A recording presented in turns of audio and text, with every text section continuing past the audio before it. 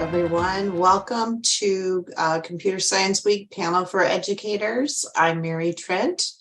I'm the Northwest STEM Regional Manager and also co-manager of the special project for the Governor STEM Advisory Council, the Computer Sciences Elementary Mentors. So welcome everyone. We'll go ahead and get started. I'm going to go ahead and share my screen with you. I'm going to move this up just a little bit so I can see. There we go. Okay, so we have just a few things to share with you today as well too. So we have an enormous collaboration this year of partners putting together this Computer Sciences Ed Week in the state of Iowa. Has been no small undertaking, but a great partnership with these entities, and looking forward to the great things we'll be doing in the future as well too. So great partnerships, and it just goes to show you when we put all these partners together, we do some pretty great things. So excited to see what the future holds for all of us as well too. I'm going to show you just a little snippet of a video that we have created, and then we'll show you the full version of the video a little bit later.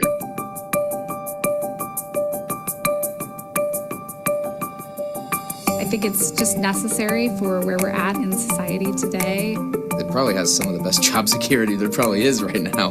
If you want to make the world a better place, this is the best time in history to connect your thoughts to technology. I don't think anyone would have an issue finding a job. They're well-paying jobs. They really are. It literally makes you more valuable as an employee.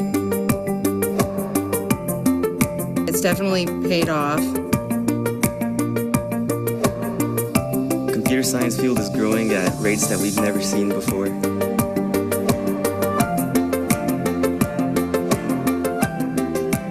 Well, we all carry technology with us everywhere, and computer science is the foundation.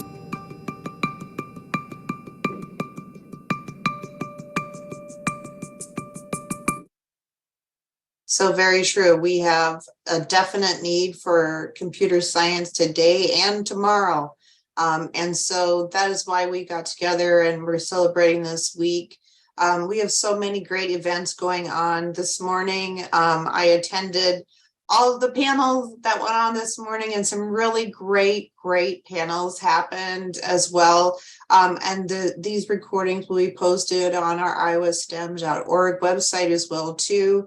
And look, coming up later this week as well, there will be some panels coming up for school counselors, some other organizations as well, community businesses, family coding night. That's going to be a lot of fun as well. And the Nutcracker Ballet. I cannot wait for that one on Friday, and tons of resources.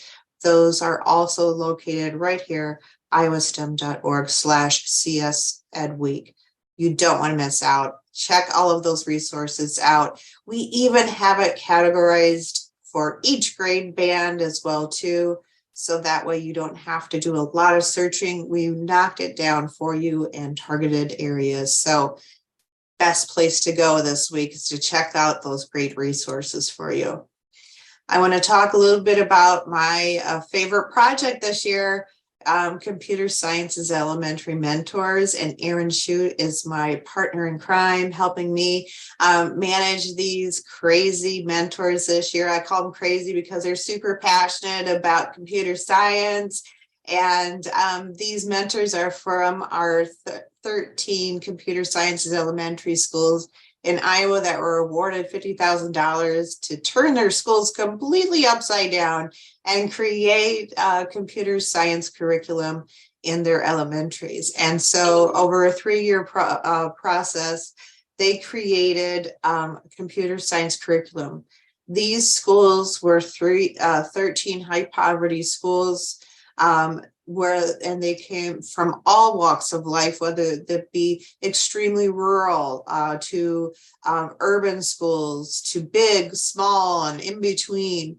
And they all had different hurdles, just like all the schools, and challenges. And so they went through this whole process, and they shared their stories with us. And those stories came out in something we called a blueprint. And so these blueprints have everything from their lesson plans to their community partners to their events, right down to their lesson plans and how they connected to the standards. And we have all of that buttoned up into lovely blueprints and 13 different examples of those. And now this year, because we love computer science so much and we had such a passion for it, we decided this year too that we just couldn't let go. And now we have 14 mentors going across the state and helping schools with their computer science plans. And with us today, we have some of those mentors on our panel today to talk about what it's like to be a mentor and some of the questions for our, what it's like to be a computer science mentor and a computer science in our education, educators today. So with us today, we have Wendy Bailey. She is a computer science coach for Fort Madison. We have Jen Conrad, fourth grade teacher, Kingsley Pearson. We have Joan Gordon, elementary principal of Creston. And we have Susan Ehlers. I'm not sure if she made it on with us or not. She was from Pocahontas Area Community Schools, and Jen Spooner from, she's an instructional coach from Kingsley Pearson. So welcome, panelists. And I'm going to stop sharing my screen so all of you can see our lovely panelists as I ask them some grueling questions. Okay, panelists. The first, and as I'm asking them some questions, I'm going to have them also, my lovely assistant Erin is going to be sharing their links to their blueprints in the chat. So you can have sneak off to their blueprints and take a look at their specific plans as well too as they're describing what they're talking about their plans. So I'm just going to kind of go around the horn a little bit and just have you describe a little bit about your school and let us know whether you have your computer science is either standalone or if it's integrated or both. So I'm just going to go across my screen here. Joan, I'm going to have you go first. And again, just reintroduce yourselves again. Tell us your position. Sure. Thanks, Mary. I'm Joan Gordon. I'm the elementary principal, and it's actually East Union, the school I am. Creston is where my home address is, so I can understand why that was put on the Google slide. But anyway, small school district. In our elementary, we have about 200 kids, actually 199 to be precise, and our enrollment district-wide is about 450. Our computer science program, we started out 3.5 years ago when we got the award and started out as a standalone program. I have a departmentalized 4th and 5th grade. So I have a teacher who is just very, very interested. She's also one of our mentors, Robin McNutt, but she's tutoring tonight. So she has been teaching a standalone daily 4th and 5th grade computer science class for the past 3 years. We added a weekly TK through 3 class last year and have expanded it a little bit this year. And then we're also adding this year some monthly professional development. We have about an hour and a half that Robin and the computer science team delivers. So now teachers are being given time during regularly scheduled monthly professional development to develop integrated computer science lessons. And so we give them time to do that. They do that with their collaborative grade level teams, and then we share out every month as well. So for example, I am the principal, but I also teach a math group. So this week I'm teaching a binary numbers lesson to my 5th grade math kids so they understand the conversion. That'd be just one example of an integrated activity. So that's what we're doing, a combination of both at East Union right now. Awesome, thank you. Wendy. Hello, Wendy Bailey from Fort Madison. Richardson Elementary is the school that received the award, but we're kind of unique in that we have 2 elementary buildings, and right now we're being added to the middle school, so we are going to end up all together. So when Richardson received the award, Lincoln, the other elementary school, quickly wanted to get in on it too. And the awesome thing was they were able to secure a local grant for about the same amount of money, which was really key to kind of keeping pace with each other. So between the two elementary schools, we have just under 600 kids, and that would be preschool through third grade. And we started off with just one grade level teacher at each building teaching computer science. But the cool thing about computer science is it's fun. The teachers see the connections and the thinking involved. And so it didn't take long and everybody wanted to get a little piece of it. So we've grown from that. So we started with standalone lessons using CS and SF and some code.org. And then now we're just really working on beefing up our integration. So that's kind of where we are. Oh, great. Thank you. Susan. Hi, sorry I'm late. I couldn't get in. Anyway, No problem. I'm Susan Aylers. I'm from Pocahontas Area Community School in Pocahontas, Iowa. We are a small rural district. I guess our K through 12 population is around 800 and our elementary is about 350.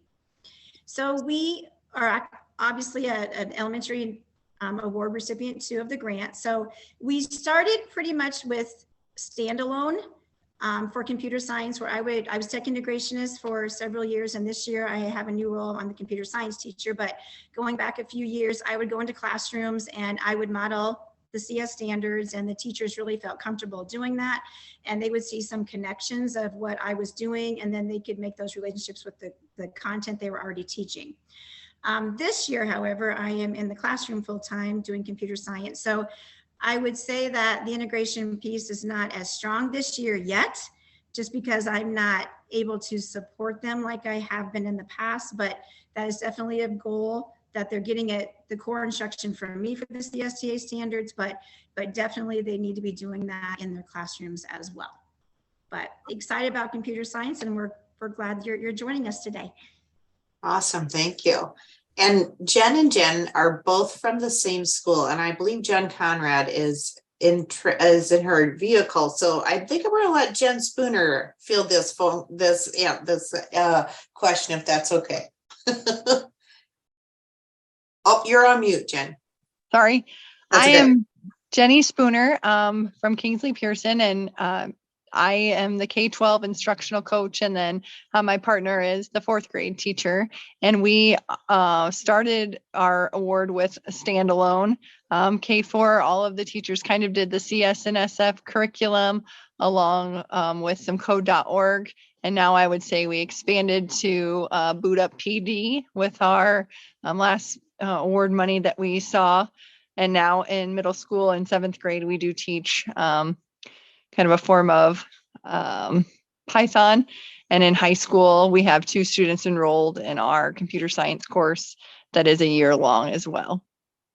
To get teachers comfortable, we have done a couple professional developments, playgrounds, and then we started to just see if we could get it in the kids' hands so the teachers could have kind of the buy-in with seeing the excitement and engagement so that they would use it in their classroom.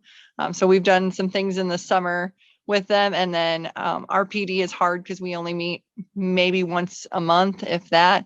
So it's hard to keep everybody kind of on the same one, but all of our K4 teachers teach it once a week. Awesome. Well, thank you very much. The next question I want to touch on, we get this question a lot too. Schools and some teachers are asking about, where do I begin?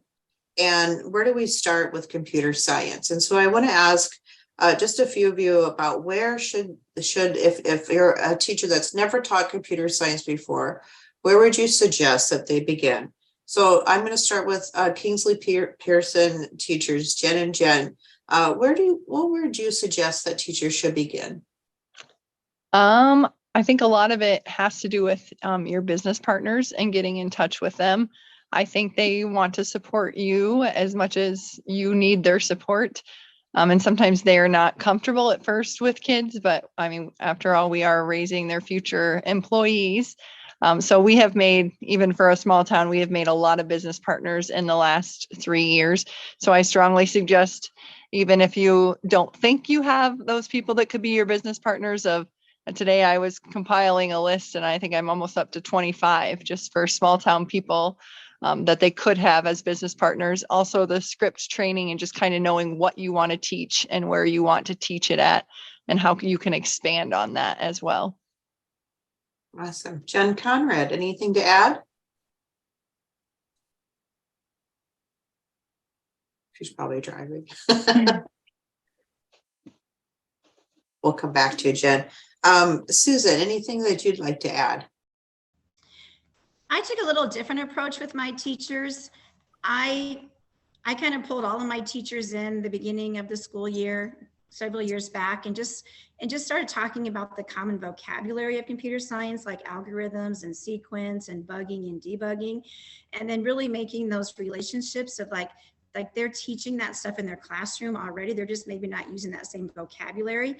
So just getting all the teachers on the same path or the same, knowledge of the vocabulary was huge for us, because then the kids were, saying, we heard that in math class, or, they were making connections with that already. And then after I kind of got that in place, then I just pretty much picked out my rock star teachers. And being the tech integrationist, I knew who those were, who were willing to take risks and really wanted to learn new things. So I picked pockets of teachers to do that. And then once I was in modeling lessons and working with them to create lessons, then it honestly became contagious. It's like we have dual classes, like 2 second grades, 2 first grades, etc. So then it'd be like, well, what are they doing over there? I want to do that type of thing. So that was really the start of Pocahontas's buy-in. And now every teacher has bought into that and really wants to do as much as they can with computer science. That's awesome. And Erin, would you mind sharing too something that the AAs have about that vocabulary? Yes. And I kind of wanted to piggyback off of Jenny Spooner. She had mentioned script training. And so that is something that the AAs can provide some facilitation for districts as they're looking to plan out what their computer science curriculum and program will look like from a pre-K to 12 grade level. And it's very much a structured process. The Department of Ed required every district to have that comprehensive plan done as of July of this year. But that script training is something that you can come back to year after year as you work through goals, those short-term, long-term goals, and kind of keep track of where you're at with your implementation. So that is one thing that AEAs can do to help provide support to you with your computer science journey.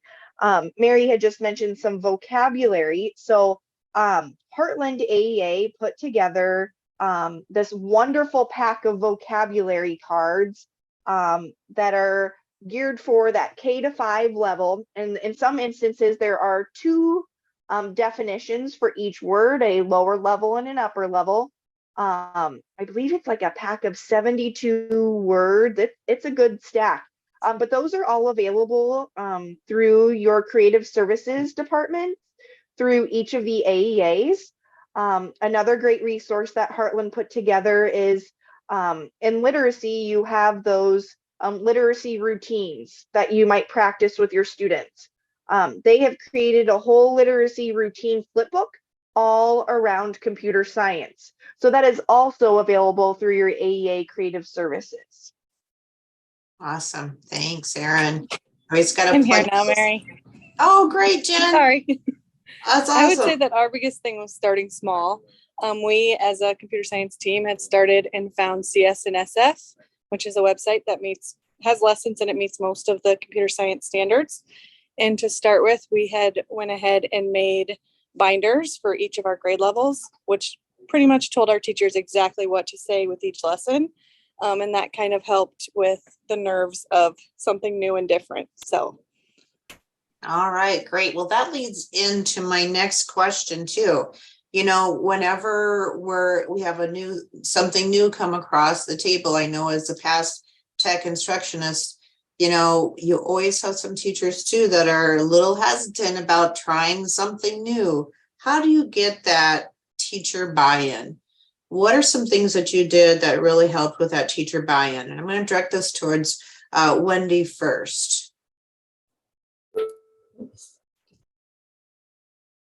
Bells ringing. Sorry, they're using the intercom quite a bit. So if I mute, it's to save your ears. No problem. Yeah, so we started, like the others, started small with a teacher per grade level. And just that curiosity, really helped with the buy-in. After the first year, though, we saw the need to get everybody on board. Oops, sorry. And I love it when you're yes. And so we offered a summer 5-day training with teachers with Samantha Dobby from NUBOCO. So she came down to Fort Madison. We had, I think, almost 75 teachers involved, K through 8.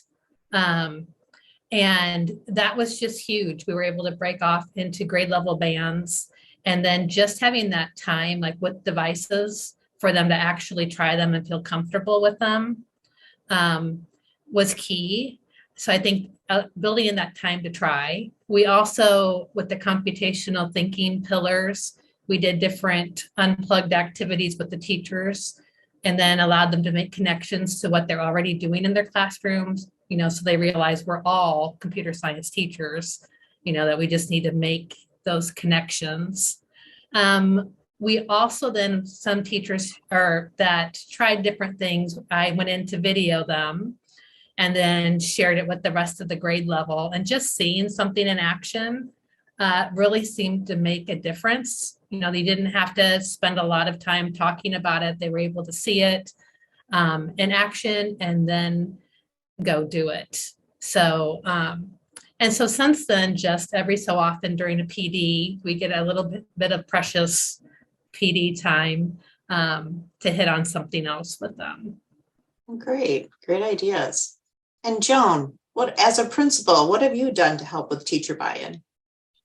Well, way back in 2019, when the Iowa Governor STEM Council's Award became an option, perhaps, we have a district tech team. So I went to my tech team and I said, what do you think about this? And so you have those key players saying, oh yeah, they bought in. So I wrote the application. Of course, here we are, we got the award. So that was key. And then I also made sure that those interested teachers were willing to explore the standards and develop some sample lessons. So, like others have said, you've got your people that are already interested, and they are much better at getting others interested than necessarily an administrator would be. Professional development, time is huge for both scheduling professional development, but also for scheduling time for instruction. So first of all, we scheduled time and also funds for professional development. So we paid teachers in a year, not last August, but the year before, we paid them to come in on a day, and it was optional in August to get some professional development from our person who's teaching those computer science classes, and almost all of them took advantage of that.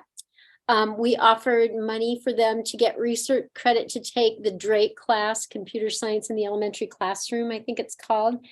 So almost half of our staff did that on their own. I mean, they got the research credit, but they still had to put in a lot of time. I took it, and it's a rigorous class, but it was a good one.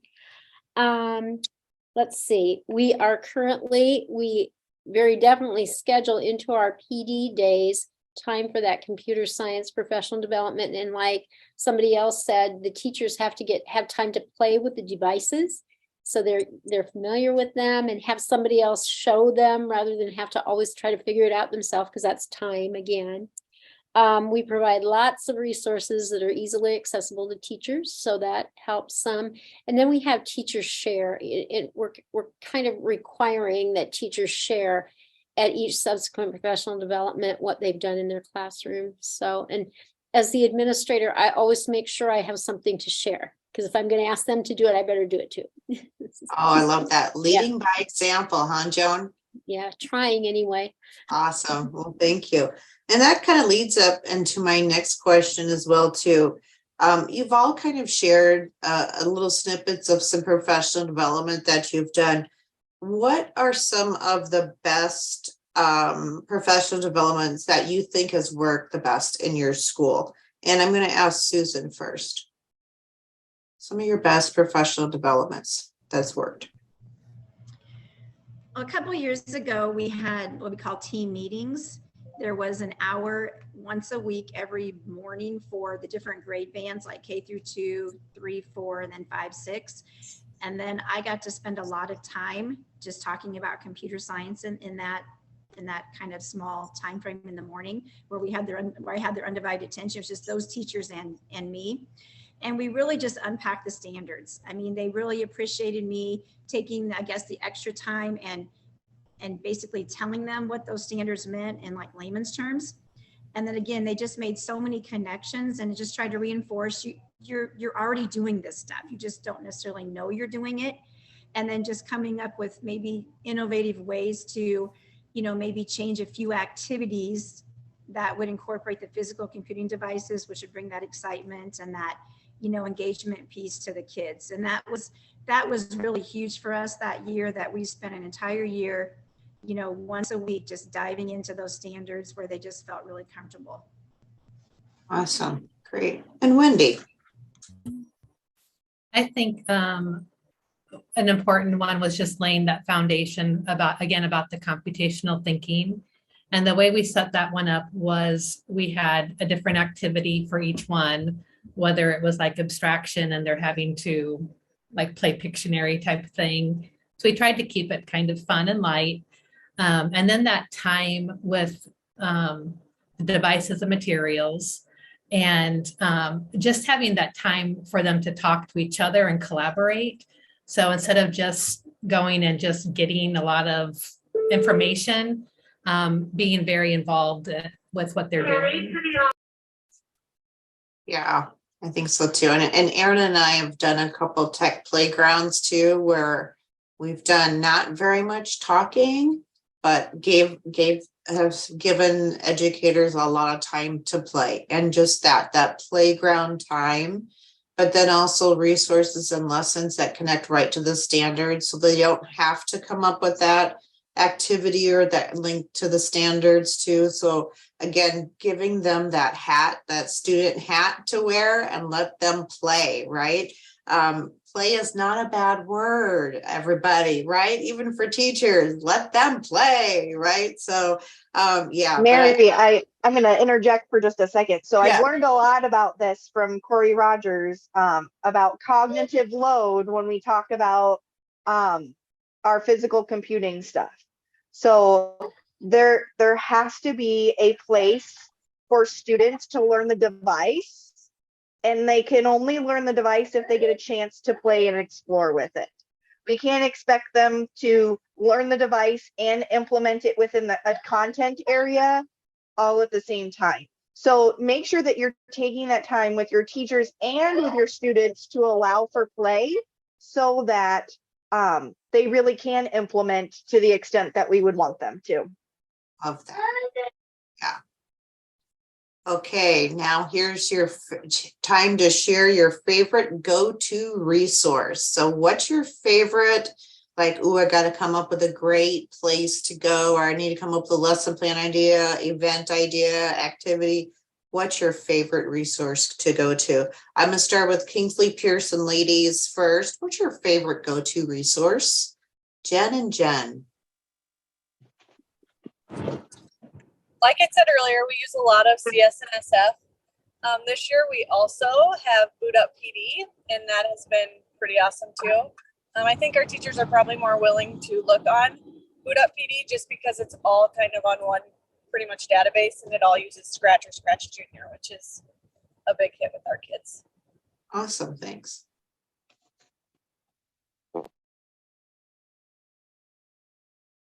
Jen Spooner, do you have any more to add?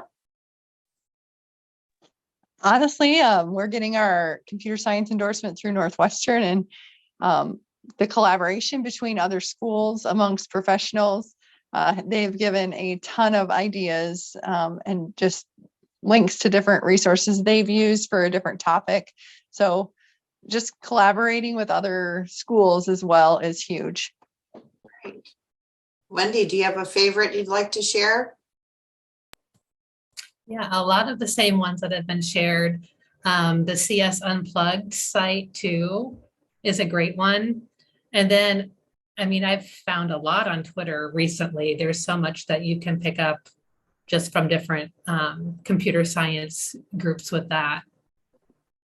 Great. And also the blueprints. I know that I get on the different blueprints, and I've gotten a lot of ideas from those.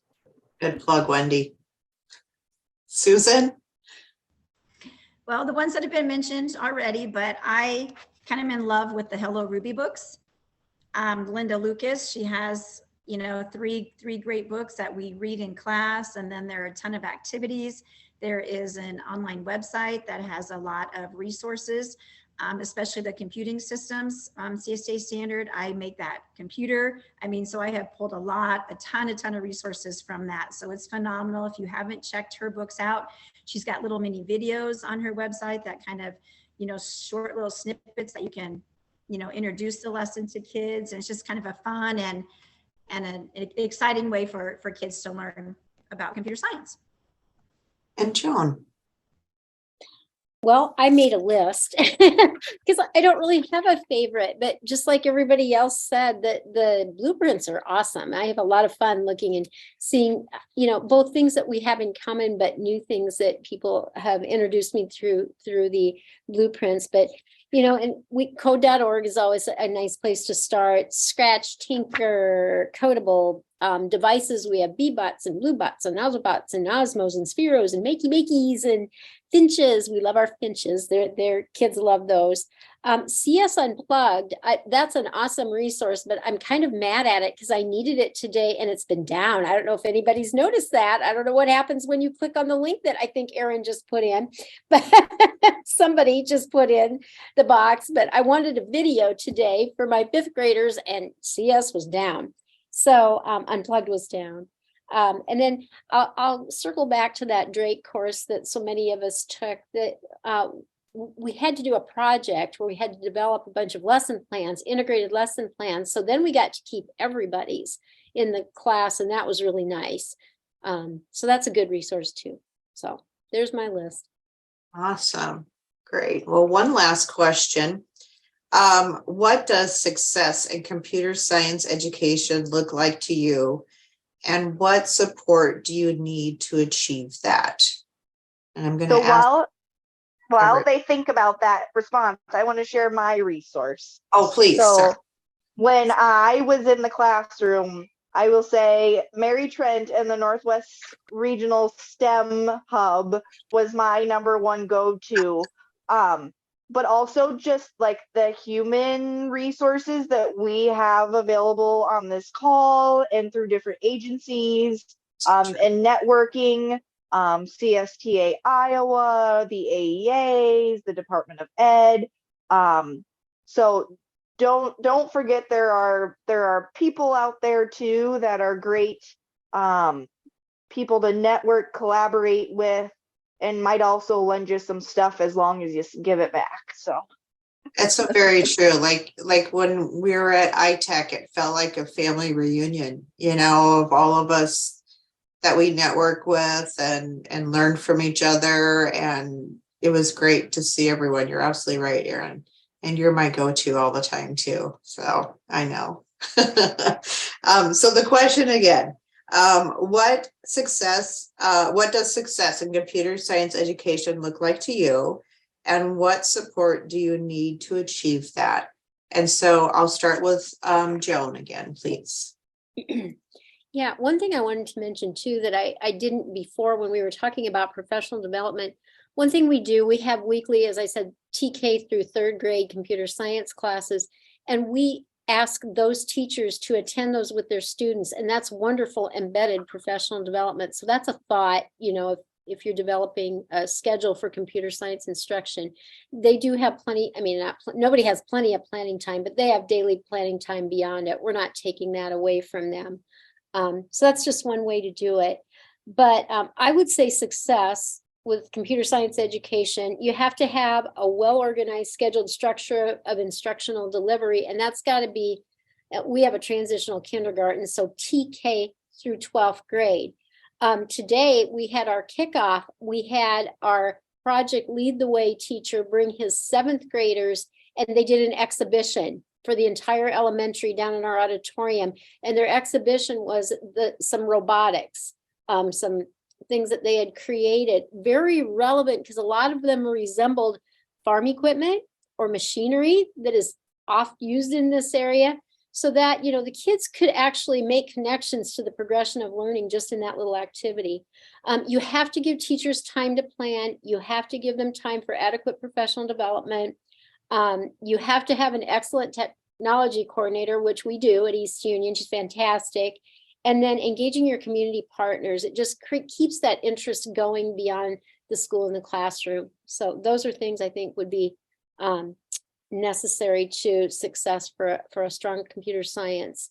And then are we answering the second part of that? What do you need? Sure, yes. Can I do that yet? Because this one is I'm kind of passionate about this one. At the state level, we should not have to compete for funding. Grants should not be competitive. If we're going to require this, we need per pupil funding. So there's just my little plug as a school administrator. You know, I don't mind writing grants. That's kind of fun. But thank you, whoever's clapping for me. But you know, I'm 60 years old. This is, you know, my 39th year in public education, and it dismays me. It's a wonderful thing that there's money for this, and you know, I enjoy competing. But this is required. We must fund it, and we must per pupil fund it, and we can't force schools to compete with each other for that funding. So please, please, please, somebody get this figured out. Thanks, Joan. Thanks for letting me have my soapbox. No problem. Wendy, you're up. I think success, one way that you could measure it is with looking at the integration. I know this week has just been awesome with our elementary has, you know, been on the ground with the boots for 3 years now, and the middle school has had direct instruction standalone. But this week, we're able to go into 7th and 8th grade and do poetry art coding. They had not done anything like that outside of their computer science standalone time. Tomorrow, our Wednesday, our high school is going to be doing the hour of code, every single kid all at the same time. So we're really excited about that. Oops. And then I think, sorry, kids hearing them use the vocabulary and making the connections across different subjects also. And we had an open house for our one of our STEAM labs. And when the family was leaving, the dad's like, now I know why you want to go into robotics. This is like a kindergartner.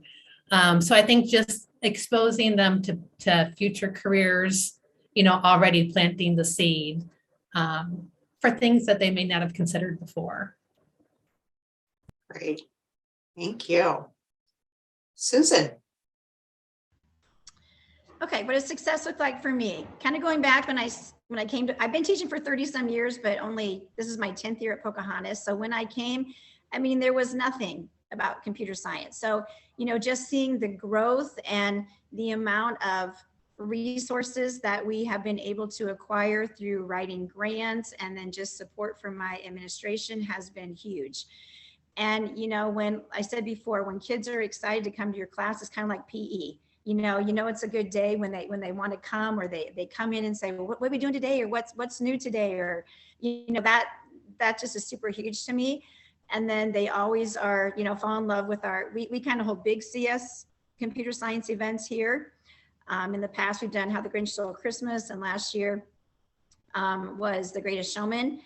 So this year I'm not pulling a big event off yet. It might happen in the spring, but I couldn't make it happen before Christmas. But yeah, just things like that just, you know, looking back in my time here, they had nothing, and how much we have grown in regards to that has been huge.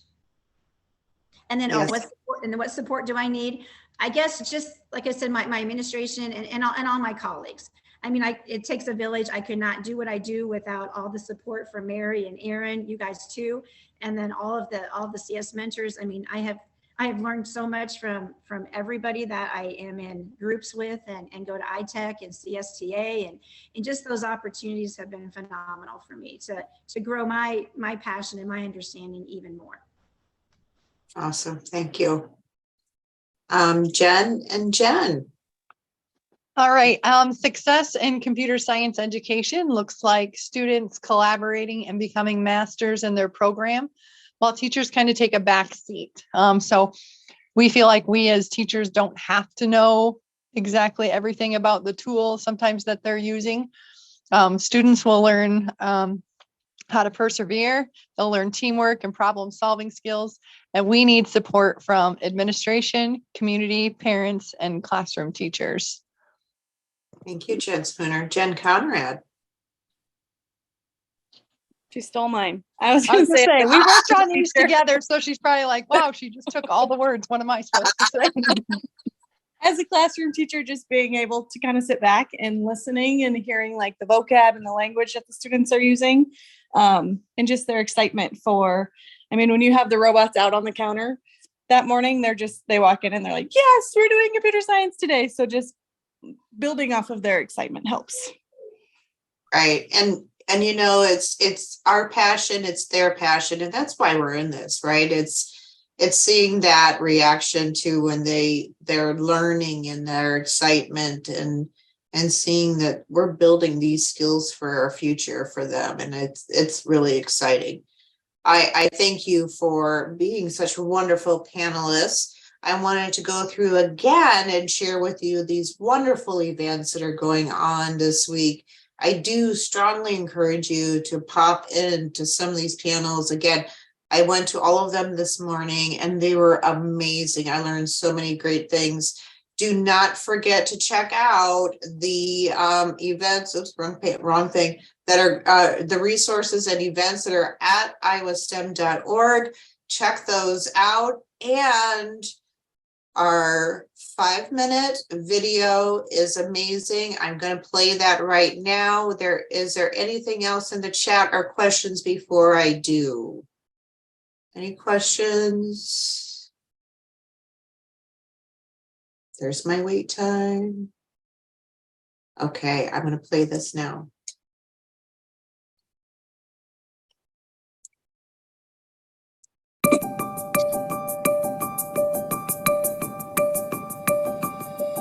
I think it's just necessary for where we're at in society today. It probably has some of the best job security there probably is right now.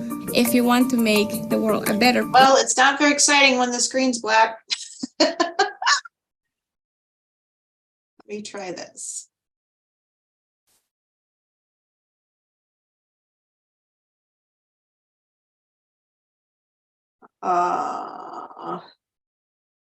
Sorry about that.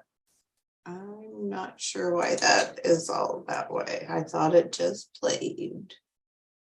Oh, and it wants me to start. Oh, I shouldn't have to join that. I should just play. Okay, well. Mary, can you refresh your page and see if it'll go then? Let me try that.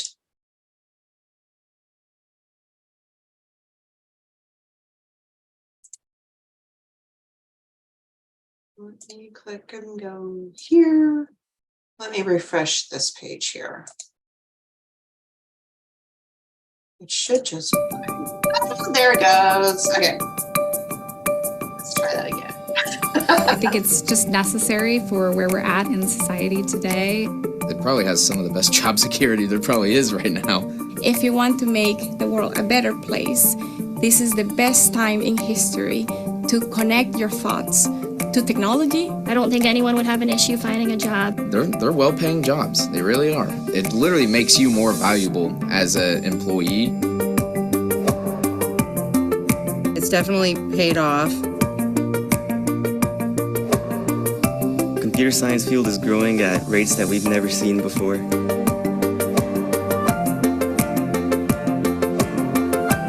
Well, we all carry technology with us everywhere, and computer science is the foundation. There are so many different uses. A Netflix search algorithm when it recommends what to watch next. Cybersecurity, keep that database safe and keeping all the systems running. Information assurance, security. If you like fashion, I'm the founder of a fashion tech company. We work with over 200 brands. Telemedicine, creating a gaming experience. legal types of work. Be a better artist, be a better singer. Take data and make a forecast. Apply it to design or healthcare or teaching. Agriculture. Agriculture continues to change, and technology is one of the biggest drivers. Computer science is in literally everything. Every single world you touch, regardless of where you end up.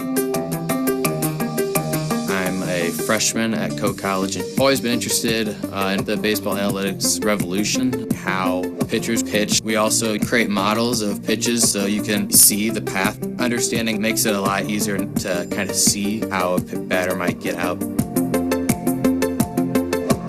I am a broadcast meteorologist at KCCI. I use computer science mainly in the form of weather models.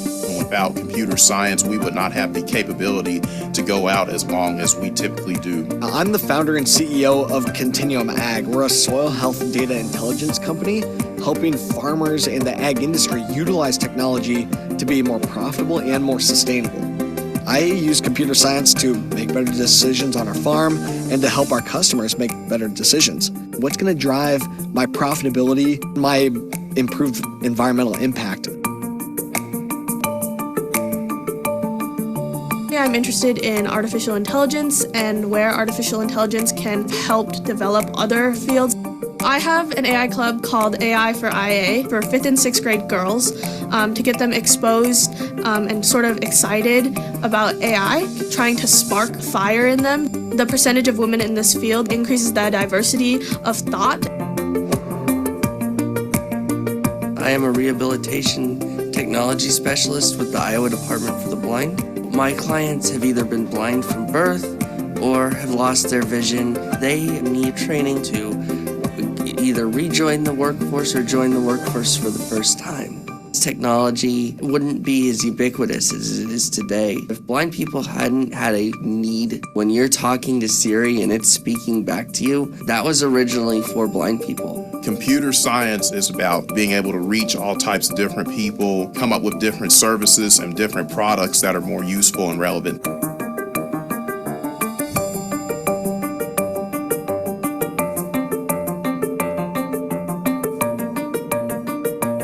Computer science is for problem solvers. You learn to break big problems into smaller pieces. Anyone who isn't afraid of failure, you're going to fail, and that is just part of it. Mistakes are good. I don't like to think of it as failing. I like to think of it as learning. We need error to move on. Computer science teaches you to not give up. It would be so boring if A led to B led to C. Then you'd just be doing the same drone job every day, and computer science is definitely not like that. There are a bunch of misconceptions. It's this geeky person in a hoodie and they're just hunched over a computing. It's too hard. It's too math-based. I haven't passed a math class since I left high school. If you just give it a try and you enjoy it, anyone can succeed. Everybody's a geek because everybody really likes something. We all have our own weird. Once I got past sort of this whole stereotype, I really got hooked and I got very interested in how it can be so impactful for our lives. You can take computer science as far as you want to go. The world is full of possibilities and problems to solve. It was really impressive to me what just a few people in the middle of Iowa could do to solve really big problems. You're going to learn to see life in a different way, to create something that is going to help someone. Computer science is for everybody.